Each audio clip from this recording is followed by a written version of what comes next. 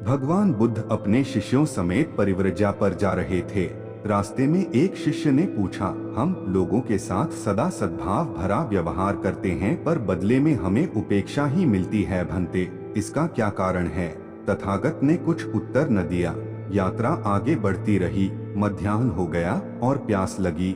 एक कुआं मिला, उस पर डोल भी पड़ा था और रस्सी भी। पानी खींचा गया। भरा हुआ डोल ऊपर तक आते आते खाली हो गया। श्रम निरर्थक जाने पर खींचने वाले को दुहक हुआ। संयोगवश वह प्रश्नकर्ता ही पानी भी खींच रहा था। उसे यहाँ भी असफलताजन्य खिन्नता कष्ट दे रही थी।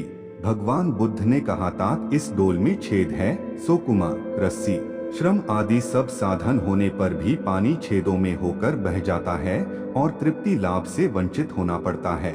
प्रतिफल की इच्छा के छेदों के रहते मनुष्य की सेवा साधना और प्रेम प्रवृत्ति भी संतोषदायक परिणाम उत्पन्न नहीं करती। देखा यही जाता है कि सेवा सहायता या स्नेह सद्भाव का प्रयोक्ता आरंभ में ही अपने उस अनुदान के लंबे चौड़े प्रतिफल का स्वप्न देखता है और उसकी उतनी पूर्ति नहीं हो पाती तो खिन्नता और खीज से भरी निराशा व्यक्त करता है।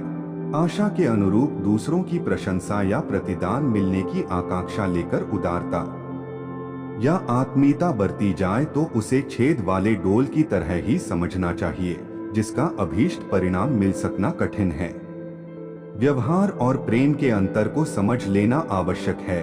व्यवहार प्रतिदान के ऊपर अवलंबित रहता है, उसे व्यवसाय या आदान प्रदान कहते हैं। संसार के सभी कारोबार इसी आधार पर चलते हैं।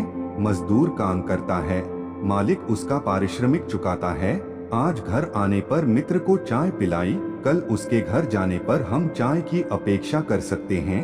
यह व्यवसाय है। मधुर व्यवहार भी प्रतिफल पर आधारित होते हैं। इस प्रकार की मधुरता या घनिष्ठता को प्रेम नहीं कहा जा सकता, जिसमें परिणाम प्रतिदान की अपेक्षा की गई हो। वस्तुओं की तरह व्यवहार का भी आदान प्रदान होता है। व्यवसाय में लाभ और हानि के लिए तैयार रहना पड़ता है। अपनी सद्भावना को उतनी ही सद्भावना के रूप में प्रत्युत्तर मिला तो जमा खर्च बराबर, ज्यादा मिला तो नफा, कम मिला तो घाटा, यह तो धंधे में चलता ही रहता है। इसमें खिन्न होने या शिकायत करने की क्या आवश्यकता? प्रेम इससे ऊंची चीज है। वह न किसी पर एहसान करने के लिए किया जाता है और न प्रतिदान के लिए। प्रेम इस धरती का अमृत है और मनुष्य का प्राण। यह जितना ही विकसित होगा उतनी ही सुख शांति की संभावना साकार होगी।